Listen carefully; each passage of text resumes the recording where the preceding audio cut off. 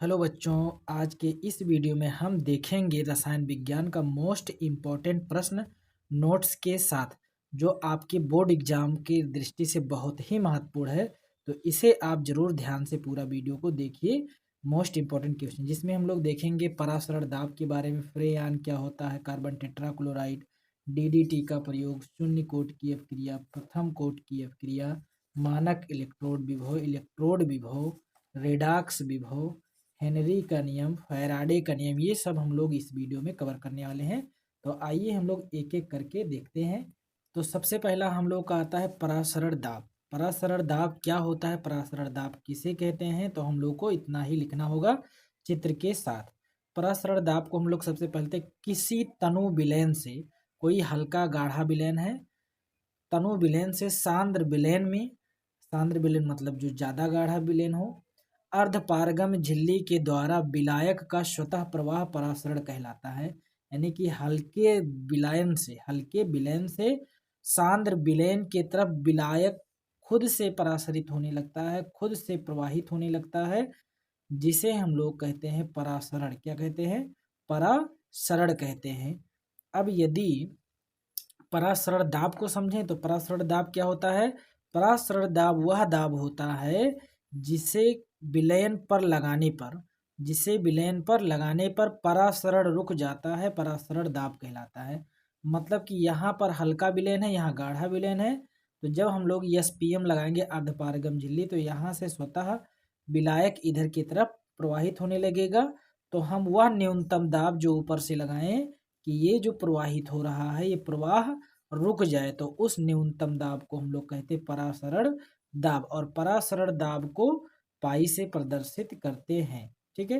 अब परासरण दाब जब भी हम लोग लिखेंगे तो ये चित्र जरूर बनाएंगे, और उसके साथ ही साथ कभी कभी पूछता है कि समप्रसारी विलयन क्या होता है, तो वह विलयन जिसका परासरण दाब समान होता है उसे समप्रसारी विलयन कहते हैं। जैसे इसी तरह के दो तीन विलयन ले ले और सबका परासरण रोकने में सेम दाब लगाना पड़ रहा है, समान दाब लगाना पड़ रहा है, तो वो सभी के सभी समप्रसारी विलयन होंगे। ठीक है।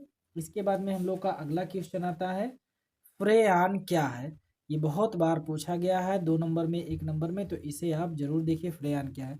और उससे पहले मैं बताना चाहता हूँ कि यदि आप इस वीडियो को पहली बार देख रहे हैं तो सबसे पहले लाइक करें और हमारे चैनल को सब्सक्राइब करें। उसके बाद में हम लोग आगे इस क्वेश्चन को पढ़ते हैं। फ्रेयान क्या होता है, तो मेथेन और एथेन के क्लोरोफ्लोरो व्युत्पन्न को फ्रेयान कहते हैं। मेथेन और एथेन, मेथेन मतलब CH4, एथेन मतलब C2H6, ये एथेन होता है। इसके क्लोरोफ्लोरो व्युत्पन्न मतलब क्लोरीन द्वारा हाइड्रोजन को निकाल के क्लोरीन जुड़ जाता है, तो उसे फ्रेयान कहते हैं। जैसे हमने यहाँ पर एग्जाम्पल के रूप में लिख दिया, मेथेन था, मेथेन का फॉर्मूला क्या होता है? CH4। क्या होता है?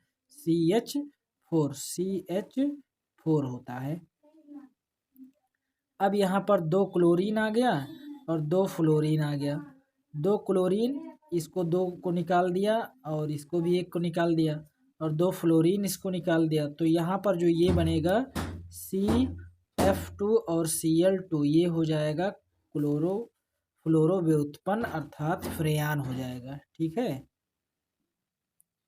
फ्रेयान 12 का उपयोग हम लोग देखेंगे कि फ्रेयान 12 का उपयोग रेफ्रिजरेटर में प्रशीतक के रूप में होता है। रेफ्रिजरेटर मतलब फ्रिज, फ्रिज में प्रशीतक के रूप में होता है। ठीक है। इसके बाद में हम लोग का अगला क्वेश्चन आता है, कार्बन टेट्राक्लोराइड के 2 मुख्य उपयोग। कार्बन टेट्राक्लोराइड के मुख्य 2 उपयोग, तो सबसे पहले हम लोग देख लेते हैं कार्बन टेट्राक्लोराइड का फॉर्मूला। तो कार्बन टेट्राक्लोराइड का फॉर्मूला होता है CCl4 होता है।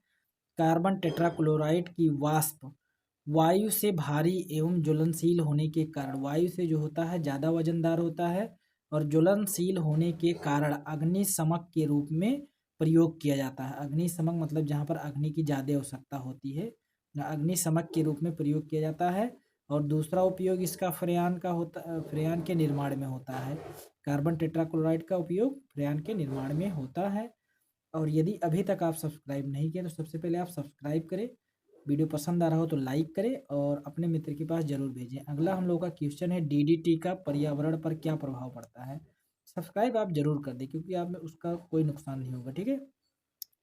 तो DDT का सबसे पहले कभी कभी फुल फॉर्म पूछ लेता है, तो DDT का फुल फॉर्म होता है dichlorodiphenyltrichloroethane. ठीक है, तो ये याद रखना आप। अब हम लोग देखते हैं DDT का प्रयोग। यह जैविक अपघट्य नहीं है।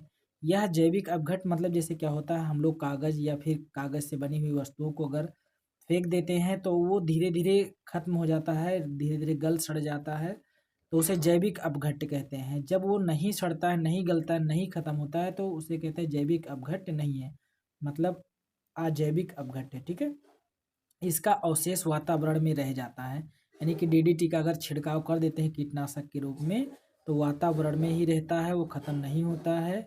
यह जीवित प्राणियों के लिए अत्यधिक विषैला होता है, इसी कारण से पश्चिमी देश इसका उपयोग बंद कर दिए। इसी कारण से क्या हुआ, पश्चिमी देश के लोग जो थे वो इसका उपयोग बंद कर दिए हैं। लेकिन कई दुष्प्रभाव के बाद, बहुत सारे दुष्प्रभाव के बाद भी भारत में प्रचुर मात्रा में इसका प्रयोग किया जाता है। भारत जो देश है, मतलब हमारा देश जो है, इसमें प्रचुर मात्रा में प्रयोग किया जाता है। ठीक है, अगला हम लोग का क्वेश्चन आता है शून्य कोटि की अपक्रिया की। शून्य कोटि की अपक्रिया क्या है, ये भी बहुत महत्वपूर्ण प्रश्न है, तो इसलिए हमने इसी में लिख दिया है।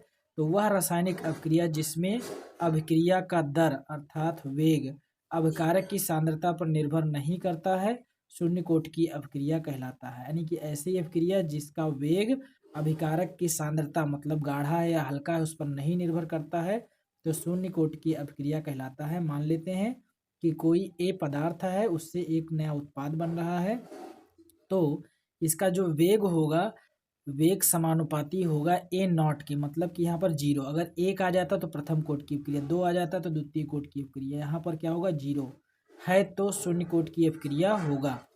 एग्जाम्पल के लिए अगर हम लोग देखें तो यहाँ पर है हाइड्रोजन प्लस में क्लोरीन, सूर्य के प्रकाश की उपस्थिति में जब अपक्रिया करता है तो HCl बनता है।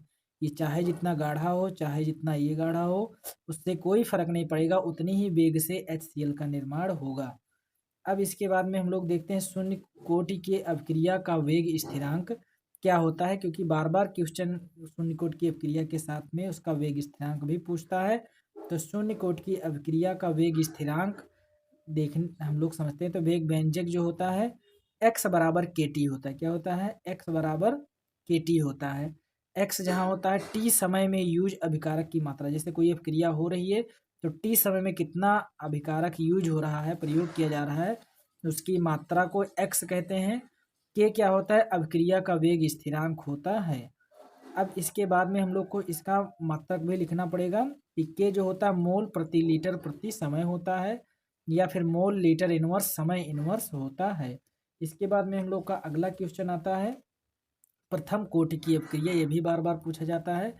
और दूसरी बार मैं बताना चाहूँ, अभी तक आप सब्सक्राइब नहीं किए हैं चैनल को, लाइक नहीं की वीडियो को, तो सबसे पहले आप लाइक करें और कमेंट करें कि आप हमारे भारतवर्ष के कौन से प्रदेश के कौन से ज़िले से इस वीडियो को देख रहे हैं। फटाफट इसको कमेंट जरूर करें, ठीक है। अपना नाम भी कमेंट करें कि सर मेरा नाम ये है। इसके बाद में हम लोग देखते हैं वह अभिक्रिया जिसका दर एक अभिकारक की सांद्रता के प्रथम घात, अभी हमने बताया था कि जब घात जीरो होगा तो शून्य कोटि की अपक्रिया, अगर घात प्रथम है, एक है, के समानुपाती होता है तो प्रथम कोटि की अपक्रिया कहलाता है। यानी कि अभिकारक का जो सांद्रता है प्रथम घात एक घात के समानुपाती होता है तो प्रथम कोटि की अपक्रिया कहलाता है। उसके उदाहरण के लिए एक हमने सिंपल सा लिया है कि N2O5, इसके दो अणु, कितने अणु, दो अणु जब अपक्रिया करते हैं तो NO2 प्लस में O2 बनता है, और इसका जो दर होता है केवल इस पर ही, इस एक अणु पर ही निर्भर करता है, मतलब एक पावर एक है, कितना है, एक है, एक पर निर्भर करता है। तो दर बराबर K N2O5, और यहाँ पावर में कितना हो जाएगा, एक। ये अगर ज़्यादा गाढ़ा होगा, ज़्यादा मात्रा होगा तो ज़्यादा बनेगा, कम होगा तो कम बनेगा। उसकी वेग में भी परिवर्तन होता है, अर्थात ये प्रथम कोटि की अपक्रिया होगा। इसके बाद में आता है प्रथम कोटि की अपक्रिया के लिए वेग स्थिरांक क्या होता है, तो वेग स्थिरांक के बराबर प्रथम कोटि के लिए होता है 2.303 अपान टी लॉग 10 अपान ए माइनस यक्स। ये होता है वेग स्थिरांक प्रथम कोटि की अपक्रिया के लिए, जहाँ के वेग स्थिरांक है और ए अभिकारक की प्रारंभिक सांद्रता है, ए माइनस यक्स अभिकारक की टी समय बाद सांद्रता, मतलब टी समय बाद कितनी सांद्रता रह जाती है अभिकारक की, सॉरी अभिक्रिया की, उसे हम लोग कहते हैं ए माइनस यक्स। इसके बाद में x बराबर टी, एक्स जो है, एक्स का मान कितना है, टी समय बाद अपघटित पदार्थ की सांद्रता, टी समय अपघटित होने के बाद जो पदार्थ की सांद्रता होता है उसे हम लोग कहते हैं एक्स। क्या कहते हैं, एक्स। इसके बाद में हम लोग का अगला प्रश्न आता है कि मानक इलेक्ट्रोड विभव क्या है। ये भी बार बार पूछा जाता है। उससे पहले हम लोग देखते हैं इलेक्ट्रोड विभव, तब हमको मानक इलेक्ट्रोड विभव ज़्यादा बढ़िया से समझ में आएगा। इसको समझाने के लिए हमने एक छोटा सा चित्र भी बनाया है, जो आपको बोर्ड एग्जाम में चित्र जरूर बना के आना है। तो यहाँ पर लिखा है, जब किसी धातु के छड़ को उसी धातु के लवणीय विलयन में रखा जाता है। जब कोई धातु का छड़, जैसे यहाँ जिंक का छड़ है, उसी धातु के लवणीय विलयन, जैसे जड़ीय क्या है, इसका जिंक का लवणीय विलयन है, उसके लवणीय विलयन में रखा जाता है तो धातु के क्षण धन या ऋण आयन आवेशित हो जाता है। तो धातु का जो क्षण होता है या तो धनायन आवेशित हो जाएगा या ऋण आयन आवेशित हो जाता है, जिसे धातु तथा विलयन के मध्य एक विभव उत्पन्न हो जाता है। इस कारण से क्या होता है, विलयन और धातु के मध्य एक विभव उत्पन्न हो जाता है, जिसे इलेक्ट्रोड विभव कहते हैं। इसे ई से प्रदर्शित करते हैं। इसके बाद में हम लोग ये चित्र बनाएंगे। चित्र बनाने के बाद में हमारा अगला प्रश्न आता है कि मानक इलेक्ट्रोड विभव क्या होता है। तो जब किसी अर्ध सेल अभिक्रिया में प्रयोग होने वाले सभी आयनों की सांद्रता इकाई, जितने भी प्रयोग होने वाले आयन हैं उनकी सांद्रता इकाई यूनिट जो है तापमान 25 डिग्री सेल्सियस होना चाहिए तथा जो दाब होना चाहिए 1 मंडलीय हो, तो इलेक्ट्रोड विभव जो होगा वो मानक इलेक्ट्रोड विभव कहलाएगा। मतलब इसका टेम्परेचर हम लोग कितना कर दें, इसका टेम्परेचर 25 डिग्री सेल्सियस और इसका जो प्रेशर होना चाहिए ऊपर से वो 1 वायुमंडलीय है, तब जितना यहाँ पर इलेक्ट्रोड पर विभव उत्पन्न होगा उसे कहेंगे मानक इलेक्ट्रोड विभव, और इसे ई नॉट से प्रदर्शित करते हैं। तो ये था हमारा मानक इलेक्ट्रोड विभव। इसके बाद में हम लोग का अगला आता है रेडॉक्स विभव क्या होता है। देखिए ये 2-3 विभव एक ही जैसे हैं सब, इसमें से एक कोई मिलेगा आपको, तो सबको पढ़ लो। थोड़ा थोड़ा सा परिवर्तन है कि जब किसी सेल में ऑक्सीकरण एवं अपचयन दोनों अभिक्रियाएं एक साथ होती हैं तो धातु तथा विलयन के मध्य उत्पन्न विभवांतर को रेडॉक्स विभव कहते हैं। जब कोई धातु का क्षण होता है, जैसे यहाँ पर हम अगर देखें तो यहाँ पर भी हमने एक ही इलेक्ट्रोड लिया, तो 2 इलेक्ट्रोड अगर लगे होते किसी बैटरी में तो क्या होता है, एक पर अपचयन होता है तो दूसरे पर ऑक्सीकरण होता है। तो जब दोनों एक साथ होते हैं तो विलयन और धातु के मध्य क्या होता है, विभवांतर उत्पन्न हो जाता है, विभव का अंतर उत्पन्न हो जाता है, जिसे रेडॉक्स विभव कहते हैं। और उसको समझाने के लिए हमने लिखा है, यहाँ मान लेते हैं कि जिंक जडियन 2+ है और उसके बाद में 2 इलेक्ट्रॉन इसको मिलेगा तो ये बन जाएगा जडियन। अर्थात यहाँ पर क्या हो रहा है, ऑक्सीकरण हो रहा है। ऑक्सीकरण होने से यहाँ पर जो उत्पन्न विभवांतर होगा वो रेडॉक्स विभव होगा। इसके बाद में अगला हम लोग का प्रश्न आता है कोलराउस का नियम। कोलराउस का नियम, इस नियम अनुसार किसी विद्युत अपघट्य की अनंत तन्यता पर, मतलब कोई विद्युत अपघट्य है उसको बिल्कुल हल्का कर दिया जाए, बिल्कुल तनु करने पर तुल्यांकी चालकता दोनों आयनों की तुल्यांकी चालकता के योग के बराबर होता है। जो उसकी तुल्यांकी चालकता होता है वो दोनों आयनों की तुल्यांकी चालकता के योग के बराबर होता है। मतलब जो आयन है उसका धन आयन और उसका ऋण आयन का जो तुल्यांकी चालकता होगा वो उस तनु विलयन के तुल्यांकी चालकता के बराबर होगा। जहाँ पर हमने लिख भी दिया है कि लेमडा इनफाइनाइट बराबर होता है अनंत तन्यता पर विद्युत अपघट्य की तुल्यांकी चालकता, और लेमडा प्लस इनफाइनाइट बराबर मतलब ये वाला होता है अनंत तन्यता पर धनायन की तुल्यांकी चालकता, और माइनस बराबर क्या होता है, अनंत तन्यता पर ऋणायन की तुल्यांकी चालकता। ठीक है। इसके बाद में हम लोग का अगला क्वेश्चन आता है लास्ट जो होगा इस वीडियो का, या फिर हम लोग एक और देख लेंगे फैराडे का नियम भी। तो हम लोग हेनरी का नियम पढ़ते हैं। तो हेनरी के नियम में हमको लिखना होता है, हेनरी ने गैस की विलयता के लिए एक नियम दिया जिसे हेनरी का नियम कहते हैं। इस नियम अनुसार स्थिर ताप पर, कोई फिक्स ताप पर किसी गैस की द्रव में विलयता, गैस जो होता है उसकी द्रव में विलयता उसके आंशिक दाब के समानुपाती होता है।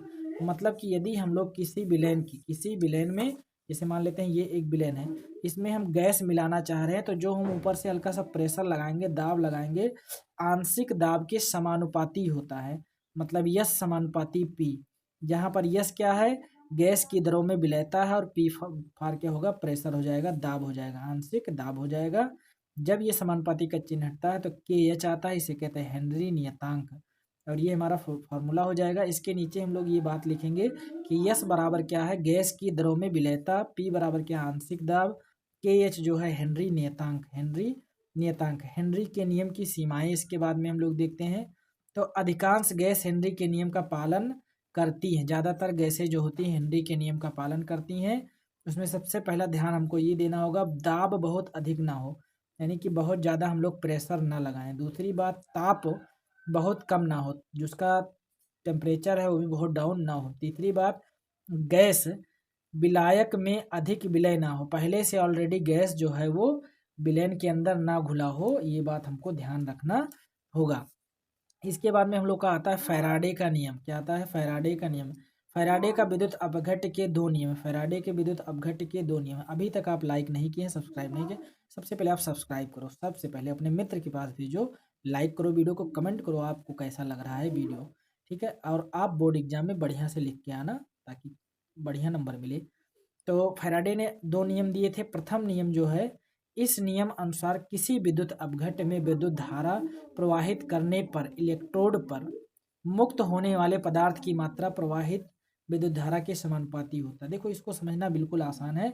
किसी विद्युत अपघट्य में, मतलब कोई विद्युत अपघट्य है, जिसे हम लोग अभी चित्र में देख रहे थे, यही जो इसके अंदर Zn-SO4 है, ये क्या है, विद्युत अपघट्य है।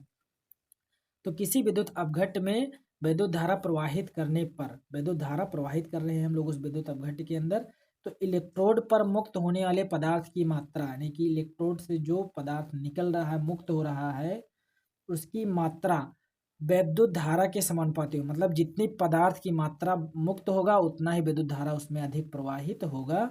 अर्थात हम लोग लिख सकते हैं W समानुपाती Q, W समानुपाती Q। जब इस समानुपाती का चिन्ह हटता है तो यहाँ पर जड़ एक नियतांक के रूप में आता है, और Q बराबर हम लोग जानते हैं IT होता है, तो W बराबर जड़ IT हो जाएगा, और ये हमारा फॉर्मूला है। दूसरा नियम जो हमारा होता है, इस नियम अनुसार विभिन्न विद्युत अपघट्यों में समान विद्युत धारा प्रवाहित किया जाए तो इलेक्ट्रोड पर मुक्त पदार्थों के द्रव्यमान उनके तुल्यांकी भार के समानुपाती होता है। इसका मतलब है, जैसे कई सारे विद्युत अपघट ले ले, जैसे हमने यहाँ पर कितना लिया था, एक विद्युत अपघट लिया, एक के बजाय कई सारे विद्युत अपघट ले ले, तो सब में समान विद्युत धारा प्रवाहित किया जाए तो उसके इलेक्ट्रोड पर जो पदार्थ का द्रव्यमान होगा उसका तुल्यांकी भार समानुपाती होता है, उसके तुल्यांकी भार के समानुपाती होता है। हमने यहाँ लिख भी दिया है कि मान लेते पहला विद्युत अपघट W है तो W1 E1, ऐसे दूसरा विद्युत अपघट W2 E2 होगा, ठीक है। तो ये था हमारा आज का इस वीडियो में मोस्ट इंपॉर्टेंट क्वेश्चन। हम लोग इसके बाद में अगले वीडियो में देखेंगे most important naming reaction, d block से संबंधित, और सबसे महत्वपूर्ण आपका आईपीएससी नामकरण। हर बार लगभग 2 आईपीएससी आपसे पूछा ही जाता है, तो 2 आईपीएससी के बजाय हम लोग कम से कम 10 अगले वीडियो में देखेंगे आईपीएससी नाम के बारे में।